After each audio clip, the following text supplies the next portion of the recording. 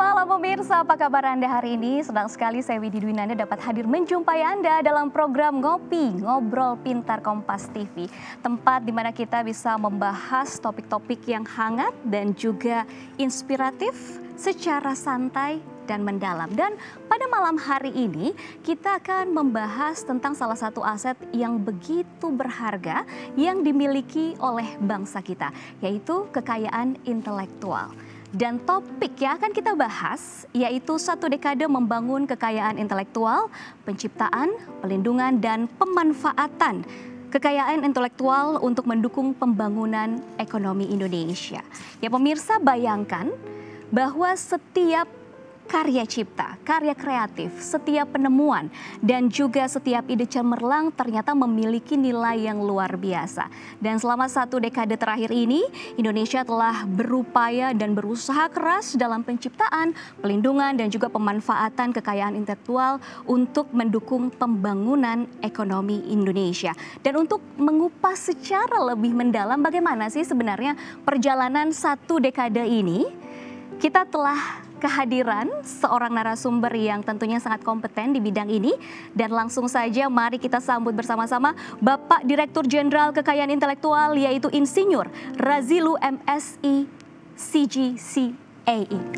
Selamat malam Bapak. Selamat malam. Selamat Widi, datang Bapak. Selamat datang di Ngopi Ngobrol Pintar Kompas TV. Selamat datang dan silahkan duduk. Kita akan berbincang nih Pak, topiknya begitu menarik yaitu 1 dekade membangun kekayaan intelektual. Tapi mungkin sebelum kita membahas tema ini, kita gali dulu secara mendasar nih. Karena mungkin banyak juga masyarakat yang belum paham secara mendasar sebenarnya definisi dari kekayaan intelektual itu apa sih? Cakupannya apa saja sih dan mengapa penting untuk dipahami? Terima kasih Pak Widi, para pemirsa. Kekayaan intelektual itu kalau dari sisi bahasa hukum, saya nanti akan bahas dari sisi hukum dan pemahaman yang sederhana. Bahwa hak intelektual itu adalah hak eksklusif yang diberikan oleh negara. Jadi negara yang memberikannya kepada para penghasil karya yang mendaya gunakan akalnya, mendaya gunakan pikiran. Bahasa sederhana adalah hasil olah pikir manusia, yang pastinya punya nilai ekonomi. Sebenarnya dalam kehidupan kita sehari-hari itu berinteraksi langsung dengan kekayaan intelektual. Satu contoh ini saya ngasih sederhana saja. Ini adalah cangkir. Ya, cangkir ini kalau di sini bahkan ditulis ini ngopi. Ini sebenarnya bisa jadi merek. Ya, yang membedakan satu cangkir dengan cangkir yang lainnya. Kadang ditaruh mereknya secara kelihatan atau ditaruh di bawah, itu juga ada, tergantung selera saja. Ya. Kemudian yang kedua, ini ada gagang dan seluruhan cangkir. Dari bentuknya berarti ya? Bisa, ini saya mau cerita dari fungsinya dulu. Oke. Ya. Kalau dari sisi fungsinya, ini adalah wadah untuk menyimpan air, kopi, dan lain-lain sebagainya. Dan juga punya tangkai. Yang ini adalah mencegah orang dari kepanasan. Ini disebut dengan paten. Tadi yang Mbak Widi bilang penemuan. Dia adalah kreativitas dari olah pikir manusia di bidang teknologi yang mampu memecahkan persoalan-persoalan dalam kehidupan. Nah ini bentuknya antik ini, estetika. Ini disebut dengan desain industri. Ya, kalau produk yang lebih kompleks lagi, hampir semua rejim KI ada yang disebut dengan paten, yang disebut dengan merek, yang disebut dengan hak cipta, yang disebut dengan desain industri, yang disebut dengan desain tata letak sirkuit terpadu. Contohnya adalah mobile phone, itu kompleks sekali. Padahal jadi, Bapak Ibu setiap hari itu berinteraksi. Satu produk itu kekayaan intelektualnya banyak sekali unsur-unsurnya di dalam satu produk. Betul. Di dalam satu produk, ya, maksudnya bukan banyak, artinya lah mencakup keseluruhan rejim kekayaan intelektual. Dia ada merek, ada mereknya pasti cuma juga satu, di sana. Ya, mereknya pasti cuma satu, ya, dalam satu produk ya. Yang kedua desainnya juga cuma satu, ya. Kemudian yang berikutnya adalah hak ciptanya itu banyak. Kalau misalnya di mobile phone, ya program, aplikasi di dalamnya itu disebutnya hak cipta. Tapi teknologi untuk menjalankan fungsi-fungsi di dalamnya bisa untuk merekam, bisa untuk foto, bisa untuk macam-macam, itu disebut dengan paten. Paten. Wah, mengapa penting pemahaman ini harus dipahami oleh seluruh lapisan masyarakat? Ini menjadi penting karena sebenarnya kekayaan intelektual itu hampir berasal dari setiap orang. Karena dia adalah hasil olah pikir manusia. Tetapi dia nggak sadar sesungguhnya bahwa dia punya nilai ekonomi. Itu menjadi penting kemudian. Jadi harus memahami bahwa di balik kekayaan intelektual adalah hak ekonomi. Makanya hak eksklusif itu adalah hak yang semata-mata hanya diberikan kepada pemegangnya untuk dia mengeksploitasi nilai ekonomi di dalamnya, atau memberikan persetujuan kepada orang lain atau melarang orang lain. Ya, jadi punya hak yang sangat kuat sekali. Ketika memberikan persetujuan kepada orang lain, nanti dia mendapat royalti yang diberikan dalam bentuk kontrak perjanjian, disebut lisensi. Yang didapat royalti, itu yang sekarang lagi misalnya lagi rame, ini royalti lagu saya kayak gimana. Itu adalah sebenarnya kompensasi insentif yang diberikan kepada para penghasil karya. Jadi royalti itu bukan pajak loh. Ya, dia juga bukan sumbangan sukarela. Oh, ini saya sumbang ini buat kamu, bukan sumbangan. Ya, bukan juga biaya semata-mata, bukan juga membebani daripada para pengunjung. Ya, dan tidak dipungut oleh negara. Ya, itu adalah diberikan langsung kepada pemegangnya, tetapi melalui sebuah misalnya kayak di bidang hak cipta itu melalui LMK kalau untuk lagu dan musik. Kayak gitu, jadi diberikan royalti. Baik, ini juga ada peran dari kekayaan intelektual. Memainkan peran penting dalam pertumbuhan ekonomi, inovasi, dan juga keadilan. Bisakah Bapak juga menjelaskan lebih lanjut mengenai poin-poin ini sebenarnya seperti apa sih? Bagaimana implementasinya? Baik. Yang pertama kalau dari sisi nilai ekonomi dulu ya, karena pertumbuhan ekonomi berarti berasal dari value added ekonomi. Ya, saya sering contohkan sederhana gini. Kalau menjual air, air minum, di botol yang tidak ada labelnya sama sekali, itu botol biasa. Kira-kira Mbak Widi atau pemirsa mau minum nggak? Mungkin ragu, apakah ini sesungguhnya minuman atau enggak? Bisa jadi harganya nggak ada, atau harganya ada tapi rendah ketika kita yakin. Tetapi ketika dilabeli sesuatu, ya, oh ada ngopi misalnya, ya. Oh, ini adalah air yang diproduksi oleh Kompas. Oh, ini pasti saya yakin sekali airnya ini adalah steril, higienis. Itu akan naik harganya menjadi sekian harganya. Ya. Atau misalnya sekarang beli kopi misalnya, contoh sederhana. Kalau beli kopi di warteg, itu pasti harganya lebih rendah. Dibandingkan di kafe. Wow, 70.000, sekian puluh ribu. Langsung ada brand. Ada brand. Nah itu. Itu adalah nilai ekonomi, memberikan nilai tambah ekonomi di dalamnya. Nah, ketika semua keintelektual memberikan nilai ekonomi, maka dia bisa memberikan pertumbuhan ekonomi. Ya, karena pertumbuhan ekonomi itu dihitung dari akumulasi berbagai macam aspek tentunya. Nah, itu bisa akan menaikkan nilai ekonomi. Itu pertumbuhan ekonomi. Lalu bagaimana dengan inovasi? Nah, untuk mendorong inovasi, jadi kekayaan intelektual itu adalah sebenarnya insentif yang diberikan kepada para penghasil karya supaya dia lebih terdorong, termotivasi untuk melahirkan inovasi yang lebih baik lagi, karya yang lebih baik. Kenapa? Karena merasa karyanya diapresiasi, ya, diapresiasi, dilindungi, bahkan negara di belakang dia bisa mendapatkan nilai sesuatu di balik daripada itu. Itu pasti lebih mendorong lagi inovasi. Bahkan memang kekayaan intelektual itu untuk menciptakan sistem yang kondusif, melahirkan inovasi yang lebih baik lagi. Oke, selain itu dari keadilan? Ya pasti adil. Jadi gini, kekayaan intelektual itu bisa disebut dari sisi keadilan karena konsumen itu pasti tahu, saya loyal dengan ini dan ini dan ini, masing-masing kan konsumen punya keloyalan masing-masing. Ini fair bisnisnya. Tapi coba bayangkan kalau mereka bisnis tanpa kekayaan intelektual, bisa jadi kacau. Betul. Iya. Jadi itu adalah bisa melahirkan keadilan. Bisa melahirkan keadilan. Ya. Lalu bagaimana dengan capaian-capaian terutama dari pendaftaran kekayaan intelektual yang masuk? Ada peningkatankah? Ada peningkatan, Mbak Widi nanyanya ada peningkatan. Ada peningkatan, ya, pasti ada. Pasti ada, tapi kita jeda sejenak jawabannya setelah yang satu ini. Tentunya masih ditemani oleh saya Widi Dwinanda dan juga Bapak Razilu yang biasanya sapa dengan akrab Pak Ilu ya. Siap, Kita kan masih Mbak Widi. membahas nih 1 dekade membangun kekayaan intelektual.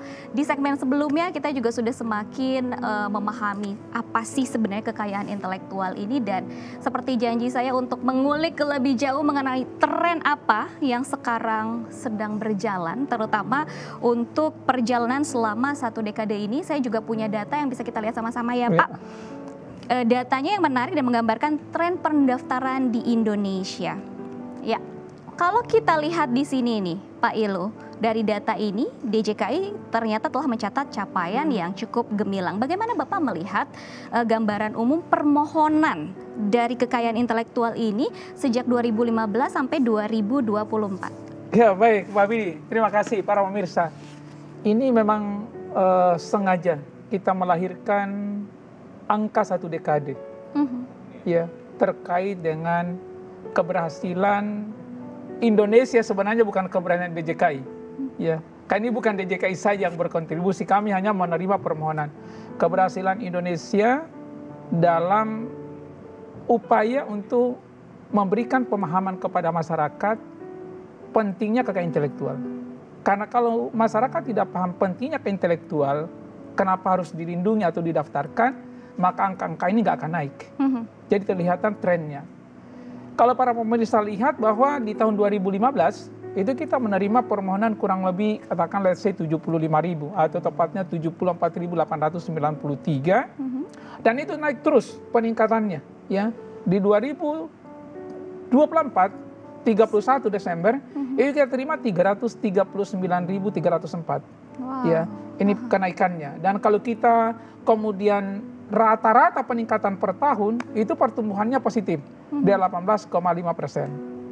Dan pertumbuhan positif seperti itu menunjukkan bahwa pemahaman masyarakat terkait dengan intelektual itu meningkat juga, ya, meningkat pastinya. Nah, dari jumlah permohonan yang sebegini banyak, maka didominasi oleh permohonan merek. Itu permohonan merek kurang lebih dalam 1 dekade 900.000 lebih. Baik. Ya, kemudian yang kedua adalah permohonan hak cipta 700-an ribu sekian atau mendekati 800. Yang berikutnya adalah paten kurang lebih 100.000 lebih. Ya, kemudian desain industri mendekati 42.000 lebih. Artinya kalau kita lihat dari angka ini, berarti masyarakat Indonesia khususnya UMKM itu memiliki kecenderungan untuk bisnis berbasis ke intelektual, ya. Walaupun jika dibandingkan dengan jumlah UMKM yang begini banyak, itu masih perlu untuk diedukasi terus-menerus mengenai pentingnya kekayaan intelektual supaya mereka daftarkan. Dan untuk Bapak Ibu para pemirsa mengetahui nanti secara jelas bagaimana tren perkembangan setiap rejim KI dan apa saja kemudian jenis-jenis merek yang diajukan, desain industri yang diajukan, paten yang diajukan, DJKI, Kementerian Hukum akan mengeluarkan buku yang akan di-launching nanti oleh Pak Menteri pada tanggal 13 Agustus 2025, ya, pada pembukaan daripada IP Expos, Intellectual Property Expos, perhelatan keintelektual Indonesia. Ini pertama kali diadakan di 2025 di Smesco. Kami akan buat buku, kita akan cetak buku kurang lebih yang hadir 200-an sampai 500, kita akan bagi buku itu supaya mereka tahu. Dan buku ini pasti akan menjadi referensi untuk banyak pihak. Dan yang paling penting adalah transparansi kepada publik bahwa inilah kinerja Kementerian Hukum, kinerja Direktorat Jenderal Intelektual dalam 1 dekade. Kita bisa pertanggungjawabkan kepada publik. Baik, kita melihat kan ada tren yang peningkatan yang cukup signifikan ya Pak ya. Dan tentunya itu tidak lepas dari berbagai upaya yang telah dilakukan. Benar. Strateginya, programnya juga. Kira-kira apa saja sih yang sudah dilakukan sehingga akhirnya tren ini kemudian menjadi meningkat? Iya, baik, terima kasih. Saya ini pengarang Mars. Dan di dalam Mars itu saya upayakan sedemikian rupa apa yang kita lakukan sebenarnya untuk meningkatkan ekosistem keintelektual Indonesia, mulai dari penciptaan kreasi, kemudian permohonan, dan seterusnya adalah utilisasi. Itu saya biasa gambarkan di dalam Mars, termasuk fungsi daripada keintelektual. Apa yang kita lakukan di sanalah meningkatkan edukasi, ya, memperbanyak edukasi, sosialisasi, diseminasi dalam berbagai aspek. Ada yang sifatnya digital, ada yang sifatnya tidak digital. Salah satunya buku tadi ya yang akan diluncurkan. Buku itu tadi.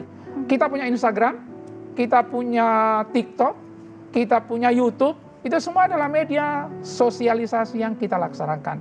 Tetapi perlu diingat juga ini, bahwa walaupun beragam media yang kita gunakan untuk sosialisasi, maka memang perlu ada gerakan masif sosialisasi edukasi dari berbagai pemangku kepentingan keintelektual.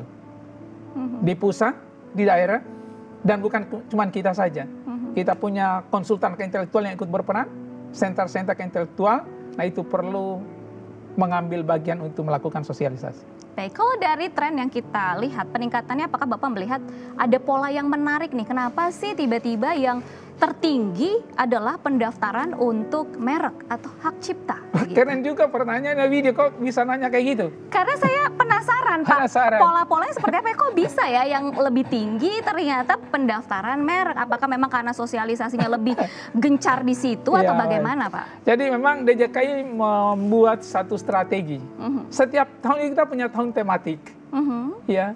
Tahun tematik adalah tahun tematik hak cipta. Tahun ini adalah tahun tematik hak cipta dan desain industri. Tahun lalu indikasi geografi, betul? Iya, betul. Tahun lalu indikasi geografi. Tahun sebelumnya itu adalah paten. Tahun sebelumnya adalah merek. Kalau kita melihat tren permohonan di antara semua rejim KI, maka yang menjadi tahun tematik itu pasti akan meningkat permohonannya lebih dibandingkan yang lain karena effort yang kita berikan dan program yang kita curahkan lebih itu fokus. Pasti lebih fokus. Nah, kalau pribadi mungkin masih banyak juga yang belum paham. Salah satunya saya nih bingung nih, saya langsung case ya Pak. Saya jadi curhat nih Pak nih. Saya punya sebuah ide untuk punya brand artwork saya. Dan ternyata itu dari segi pendaftaran kekayaan intelektualnya itu bisa banyak sekali kelasnya. Ini juga mungkin ada case banyak juga nih UMKM yang mau meningkatkan atau pelaku UMKM yang ingin, ini gimana ya, saya punya produk tapi saya harus kemana dulu nih. Iya, pertanyaannya bagus sih. Nah, saya ini mau langsung jawab. saya case loh Pak, karena pasti banyak banget nih yang punya pertanyaan itu. Biar menjadi penting dan untuk edukasi kepada masyarakat. Pertama Bapak Ibu, sebelum mengajukan apakah itu paten, apakah itu kemudian merek, hak cipta desain industri, langkah awal yang harus saya lakukan adalah penelusuran. Ya, di pangkalan data kekayaan intelektual Indonesia untuk melihat apakah merek saya sudah diajukan orang atau belum. Sudah diklaim orang atau belum? Iya, sudah diajukan orang, sudah didaftarkan orang atau belum. Karena kalau didaftarkan orang nanti nggak bisa, pasti akan ditolak. Dan akan menghabiskan biaya, berulang-ulang. Ada salah seorang pernah datang ke tempat saya. Dia bilang, Pak Dirjen, saya sudah 5 kali mengajukan merek, ditolak terus-menerus. Saya tanya, kamu udah melakukan penelusuran belum? Apa itu Pak Dirjen? Kamu masuk di website DJKI, cari pangkalan data penelusuran keintelektual Indonesia, lihat merekmu udah didaftar orang belum? Ternyata udah didaftar orang. Ya, karena sekarang kita punya merek itu hampir 2 juta datanya di sana, harus dicek apakah sudah didaftar orang atau belum. Jadi langkah awal harus melakukan penelusuran untuk mengetahui apakah sudah ada yang mengajukan atau belum.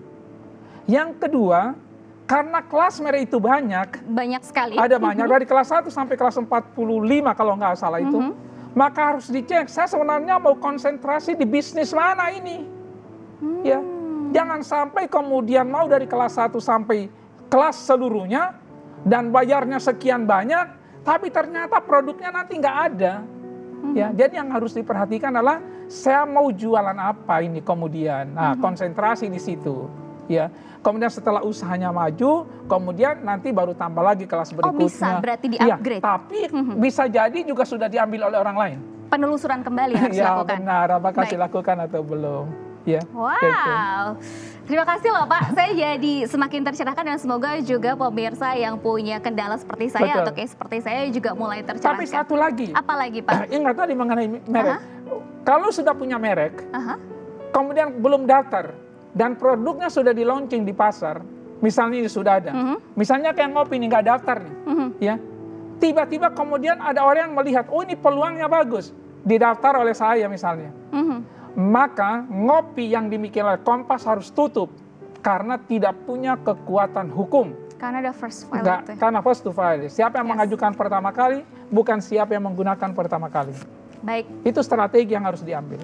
Ya, berarti benar-benar harus sadar untuk mendaftarkan kekayaan intelektual bahkan sejak dini. Setelah ini saya akan bertanya mengenai tantangan apa saja yang dihadapi dari perjalanan 1 dekade membangun kekayaan intelektual dengan topik pembahasan 1 dekade membangun kekayaan intelektual. Kita akan lanjutkan perbincangan bersama Pak Ilu nih. Pak Ilu, tadi kan pertumbuhan pendaftaran KI yang signifikan ini tentunya juga menjadi kabar baik. Namun ternyata ada satu tantangan yang memang masih menjadi pekerjaan rumah, yaitu meningkatkan kontribusi KI terhadap PDB. Karena data dari Kemenparekraf menyebutkan bahwa kontribusi KI ini terhadap PDB masih sekitar 7% nih Pak. Apa tantangan utamanya? Kenapa hal ini terjadi? Ya, baik. Pertama tadi dari awal sebenarnya kita sudah berikan penjelasan bahwa di balik kekayaan intelektual itu ada nilai ekonomi yang dapat meningkatkan pertumbuhan ekonomi. Sebenarnya yang pertama adalah perlu dipahami bahwa ekosistem kekayaan intelektual itu ada 3 pilar utamanya. Sebenarnya 4, 3 plus 1. Yang pertama adalah penciptaan kreasi, artinya menghasilkan karya-karya. Ya. Kemudian yang kedua adalah proteksi, meminta perlindungan. Kemungkinan besar sebenarnya di penciptaan kreasinya banyak ini, ya. Tapi kemudian di pendaftarannya masih sedikit. Kalau kita lihat mungkin masih banyak yang belum mengajukan permohonan kekayaan intelektualnya padahal dia sudah punya. Yang ketiga kemudian adalah utilisasi, artinya adalah komersialisasinya. Ada yang mengatakan adalah hilirisasinya.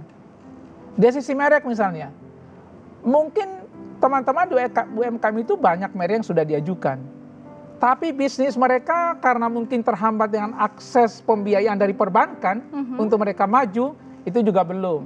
Nah sekarang pemerintah khususnya Pak Menteri Hukum lagi mendorong kami, bahkan menugaskan saya, supaya kita cari akses pembiayaan yang disebut dengan kredit usaha rakyat yang berbasis kolateral sertifikat kekayaan intelektual. Mudah-mudahan akan segera bisa direalisasikan. Baik, rencananya kapan Pak direalisasikan? Mudah-mudahan dalam waktu dekat. Pak Menteri sih mintanya kalau bisa tanggal 13 Agustus sudah bisa di-launch. Tahun ini berarti bulan ini Pak ya? Bulan bukan ini, tahun ya, ini aja, bulan ini. Pekan depan. Pak Menteri mengharapkan seperti itu. Saya tadi sudah koordinasi dengan pihak BRI, kemudian dengan UMKM, ya.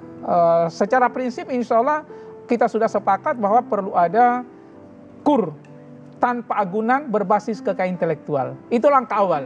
Nanti langkah selanjutnya adalah yang pakai agunan kalau udah besar-besar. Tapi untuk harus ada keperpihakan pemerintah awal dulu sebagai pilot project. Oh ternyata kalau kita kasih kredit mereka tanpa agunan, tetapi mereka sudah memilih kekayaan intelektual, maka mereka lebih bersemangat lagi untuk melakukan bisnis mereka.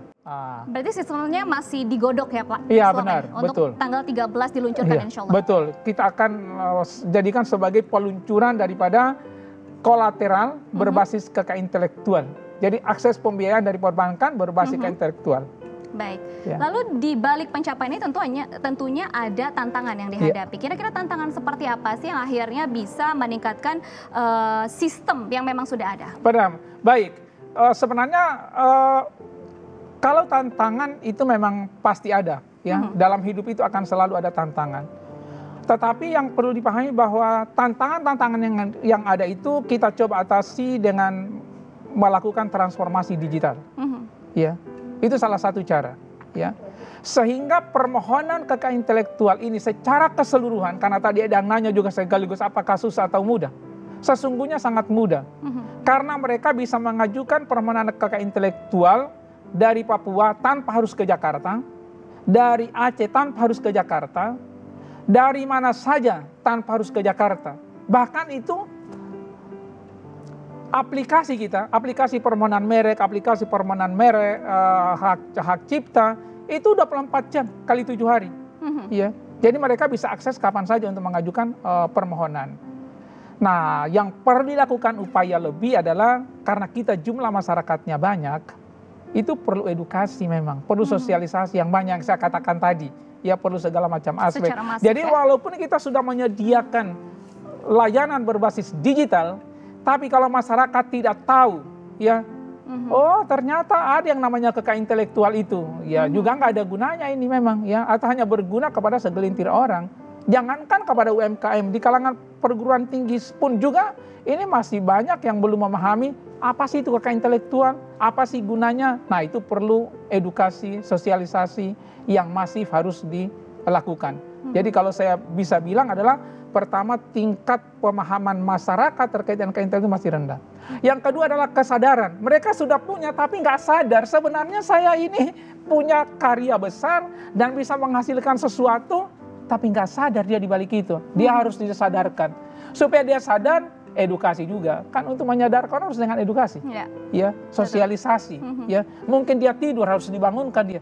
Kamu ini sebenarnya punya potensi besar loh. Tapi kenapa kamu tidak mengambil sikap, tidak mengambil satu reaksi, tidak mengambil satu aksi? Yang tidak harus, melihat peluang di depannya, hanya melihat saat ini betul, apaan begitu betul, ya. Baik. Jadi itu ya, jadi memang harus bekerja bersama-sama karena wilayah kita sangat luas, tetapi kita sudah sediakan secara teknologi, kesadaran masyarakat itu masih relatif rendah, kemudian pemahaman juga masyarakat masih relatif rendah. Maka intervensi yang harus dibutuhkan adalah terobosan. Oleh karena itu di tahun 2025 ini kami melakukan webinar series setiap minggu. Dulu adalah setiap bulan, tapi mulai 2025 itu kita mengadakan webinar series setiap pekan. Dengan tema yang berbeda-beda. Tema berbeda-beda, sehingga di tahun ini ditargetkan 42 kali. Tahun lalu hanya 12 kali, ya, atau lebih dari 12 kali.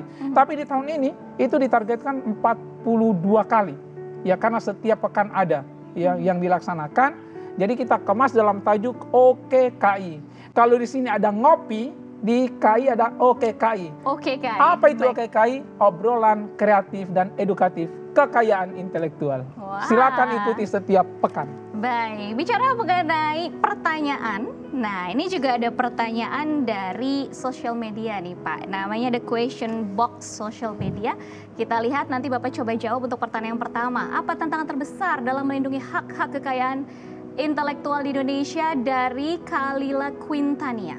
Kalila tadi saya sudah jawab ya, pertanyaan atas sebenarnya sama dengan pertanyaan. Sama, tapi mungkin lebih detail lagi ya. Lebih detail lagi. Ya, baik, tantangan terbesarnya adalah pertama, kalau kita lihat, tapi saya ingin menjawab kemudian tantangan ini kita sudah lakukan terobosan. Pertama karena luasnya wilayah Indonesia. Jangan samakan dengan Singapura. Singapura hanya sebesar apa? Jangan samakan juga dengan Jepang. Ya, ini Indonesia luas dari Aceh sampai ke Jakarta.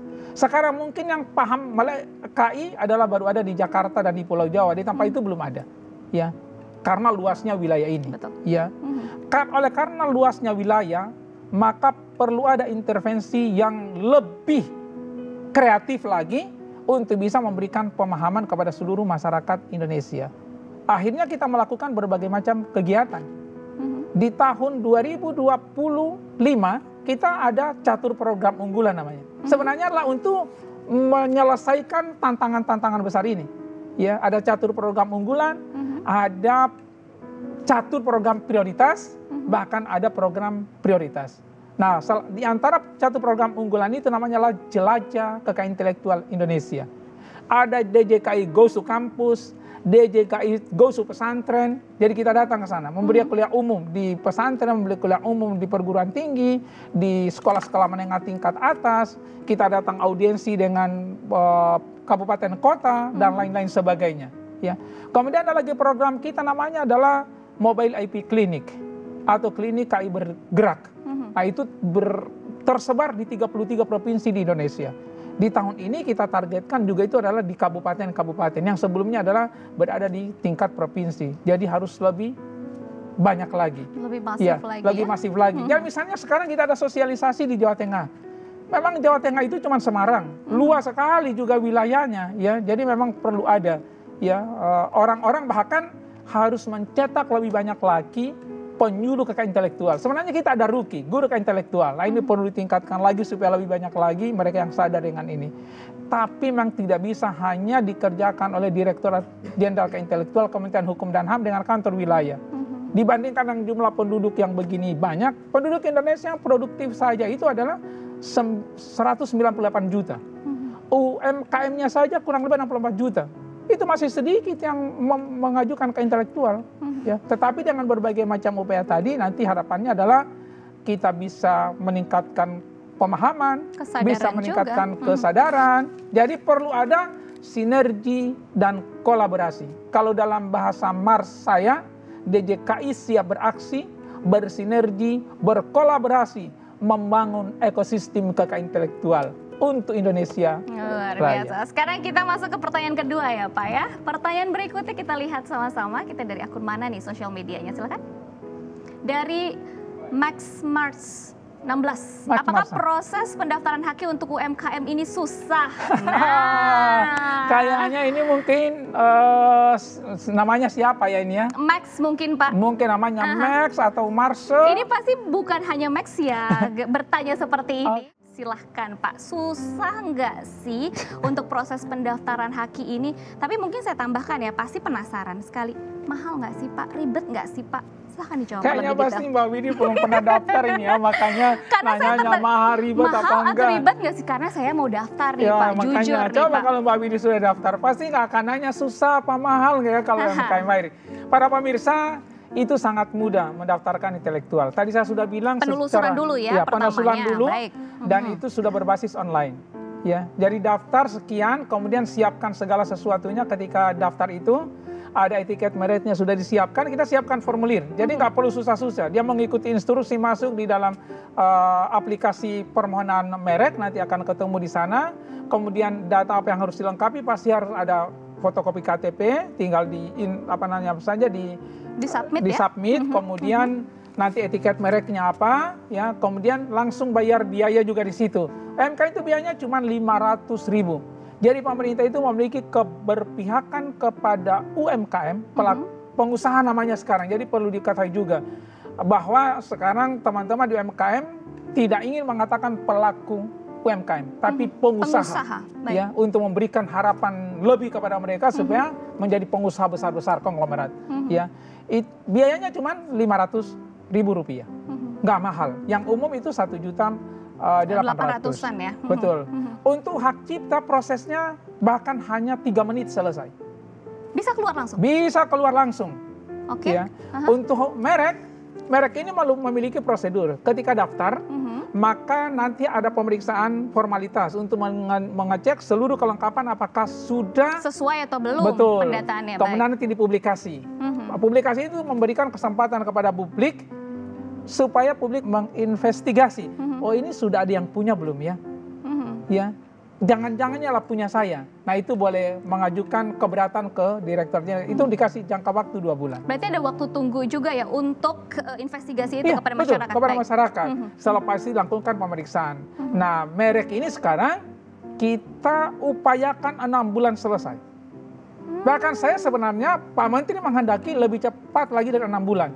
Tapi karena ada satu aturan disebut dengan Paris Convention, ya, jangan sampai kemudian orang yang mengajukan di luar negeri lebih dulu kemudian akan masuk ke Indonesia, bahkan akan terhalangi, akan menjadi masalah. Contohnya kayak gini, kalau namanya Paris Convention atau hak prioritas itu.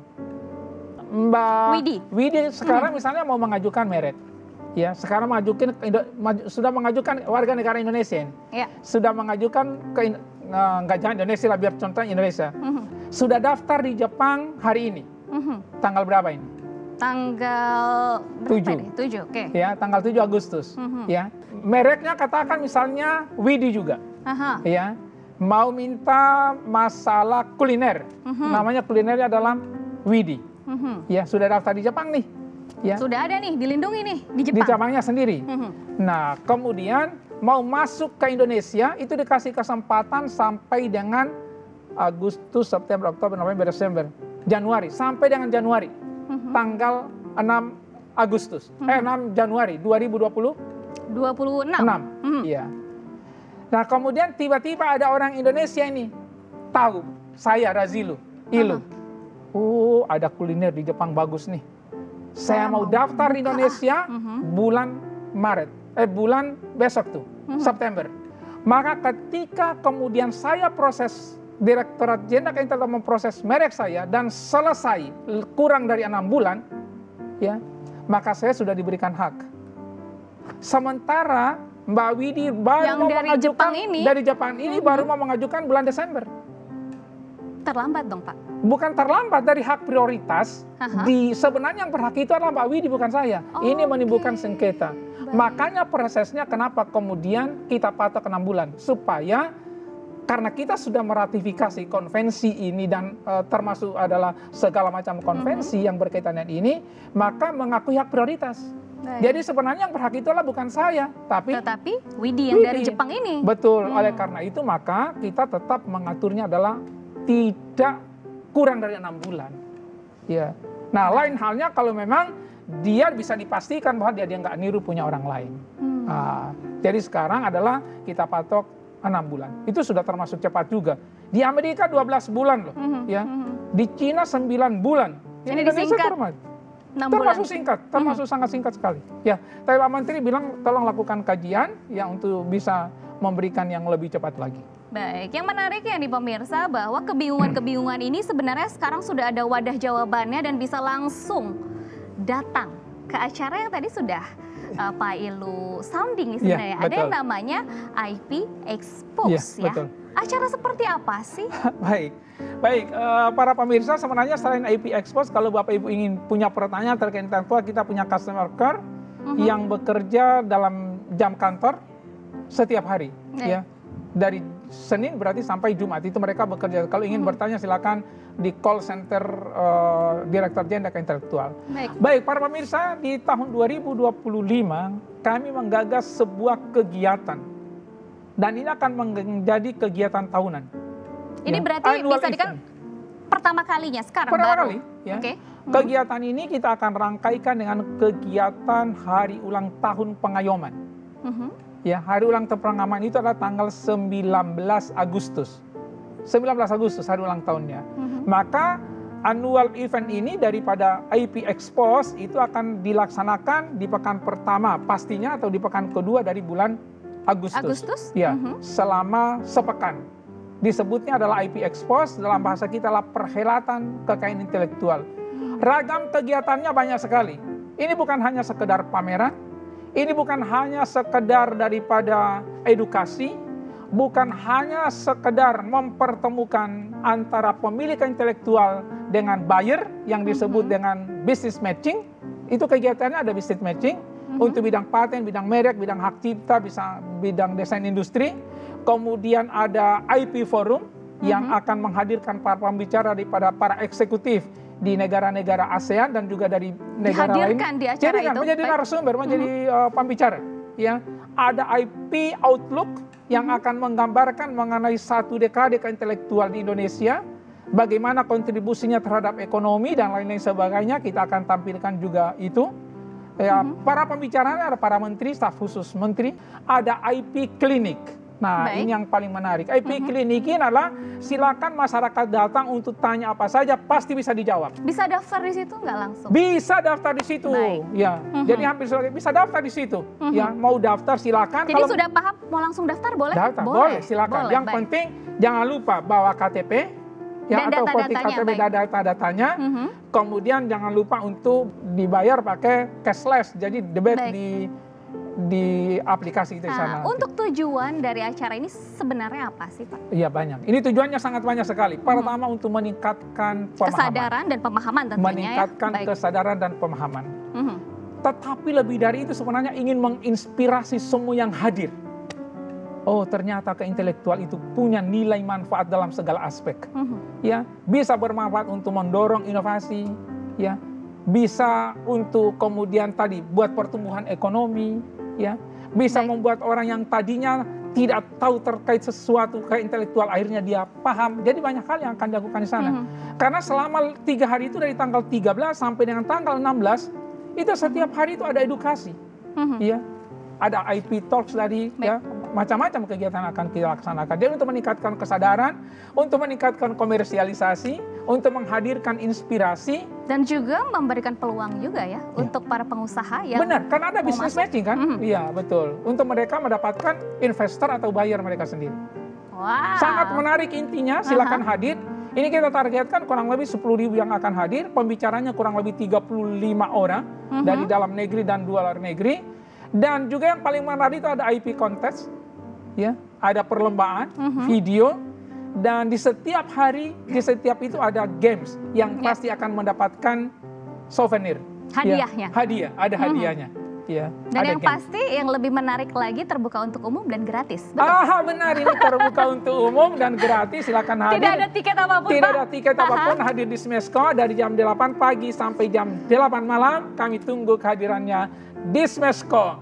Dan untuk mengetahui lebih lanjut, nanti Mbak Widi akan menjelaskan mana websitenya untuk kita bisa melihat kegiatan ini lebih detail lagi. Baik, luar biasa sekali informasi kita pada hari ini Pak Ilu. Terima kasih banyak atas pemahamannya, pemaparannya, dan sehingga kita bisa lebih tercerahkan lagi sebenarnya apa sih kekayaan intelektual ini dan peluang-peluang apa yang bisa kita dapatkan dari kekayaan intelektual ini. Dan untuk Anda seperti yang tadi sudah disampaikan oleh Pak Ilu bahwa acara IP Expose ini ternyata tujuannya dan manfaatnya begitu luar biasa, termasuk untuk Anda yang mungkin akan berkunjung. Selain gratis dan terbuka untuk umum, banyak sekali edukasi yang bisa didapatkan, lalu juga inspirasi-inspirasi yang bisa juga Anda dapatkan. Dan maka dari itu jangan lewatkan kesempatan untuk hadir pada tanggal 13 Agustus hingga 16 Agustus 2025. Tapi jangan lupa ya, itu ada kisah sukses mereka yang kisah sukses mereka di bidang intelektual masing-masing. Mereka yang sukses di bidang paten, mereka yang sukses di bidang merek. Bahkan kurang lebih ada 50 lebih merek yang dihadirkan. Siap Bapak, ini yang saya bilang bisa menjadi inspirasi untuk maju bersama melalui kekayaan intelektual. Ingat tanggalnya 13 sampai 16 Agustus 2025. Dari jam 8 pagi sampai jam 8 malam di gedung Smesco Indonesia. Dan untuk Anda yang ingin mendapatkan informasi lebih lanjut bisa Anda temukan di websitenya, yaitu ipexpo.dgip.go.id. Langsung saja ya, segera lihat, cek, jangan sampai lewatkan momen yang begitu luar biasa ini. Bapak, terima kasih banyak atas waktunya. Tidak terasa 1 jam sudah berlalu, berarti waktunya kita berdua pamit undur diri dari hadapan Anda. Saya Widi Dwinanda pamit undur diri dan sampai jumpa.